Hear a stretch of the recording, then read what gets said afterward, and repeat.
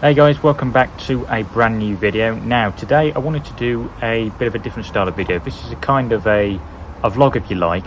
It's the day after the British Grand Prix, which I went to Silverstone, 8th time at Silverstone, and well, what a day, what a race. It really was a great one, a great event. I love going to Silverstone.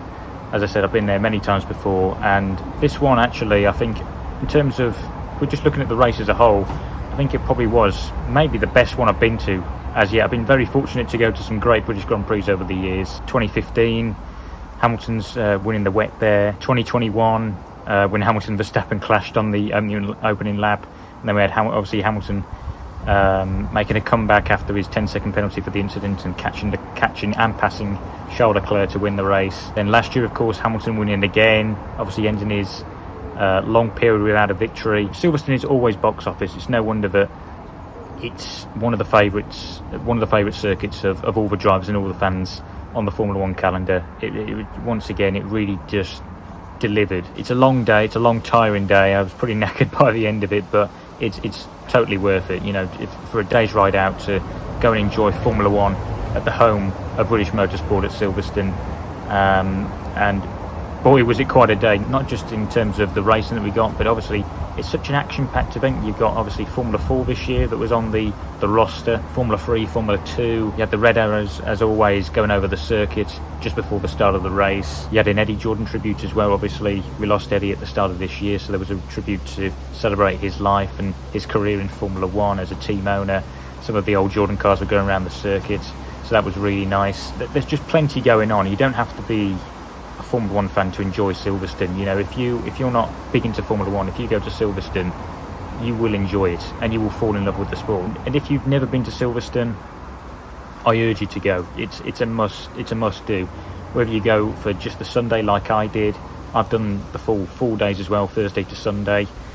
If you want to do that, try that as well. You know, whatever you feel like. Whether you just go for the Friday, go for the Saturday, just to enjoy qualifying, the practice, just to see what it's like to watch Formula 1 in person. You have to do it. It's a great event. It always delivers on and off the track. There's so much to do, and everyone's there just to enjoy the Formula 1 and enjoy the spectacle. You know, it's no wonder that once again it was pretty much a sellout. 500,000 people over the 4 days. I mean, that is pretty crazy. And then as for the race, as I said, it was fantastic. Arguably race of the season. Fantastic to see Lando win his first Silverstone win. You know, he said going into the weekend that he wanted to win the British Grand Prix more than anything, and he's done it now. Okay, arguably a bit lucky. Obviously the big talking point was Piastri's penalty. Personally, for where I was sitting, it was difficult to tell on the screens, but having watched it back, I think it is pretty much a slam dunk. It's a fair cop. I think he did deserve the penalty. Maybe not 10 seconds, maybe 5 seconds was actually more of the penalty that he deserved. I think 10 seconds maybe is a little bit harsh, but nevertheless, he's still leading the championship, so he can't be too disgruntled. And then Nico Hulkenberg, I'm just so over the moon for the guy. You know, 15 years he's been in Formula 1, how he's never had a podium. He's had so much bad luck, so much heartbreak. It's been, blood, sweat and tears. So to finally see him get over the line, get that podium in third place, and he deserved it. You know, of course he got a bit of luck with other drivers making mistakes ahead of him, but he absolutely hit it out the park. You know, he got the podium on merit in terms of, the team nailed the strategy. He drove spectacularly, didn't crack under pressure when Hamilton was catching near the end. Everyone in the crowd was absolutely overjoyed for Nico. I mean, he actually got a bigger cheer than Lando did, even though Lando's British and he won the race. That's just how much everyone knew this podium would mean to Hulkenberg, so that was brilliant. But overall, fantastic race, fantastic event. So what I'm going to do now, I wanted to do a bit of an intro to some of the clips that I got from the day. You'll notice that in terms of the weather, it was one of those typical British weather days.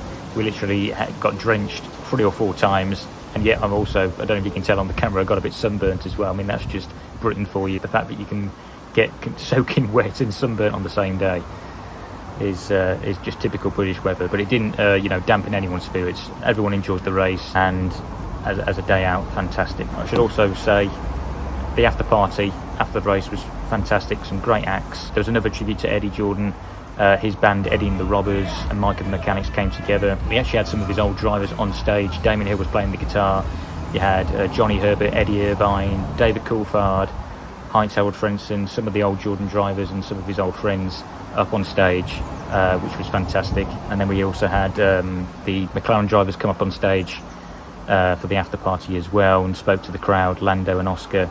Fair play to Oscar, even though he obviously was still kind of reeling and still disappointed from the result. You know, he felt like he'd been cheated of a win, but he still got up and spoke to the crowd and put a brave face on, so fair play to him. But here are some of the clips from the British Grand Prix that I put together, so I hope you enjoy that, and I'll see you for the next one.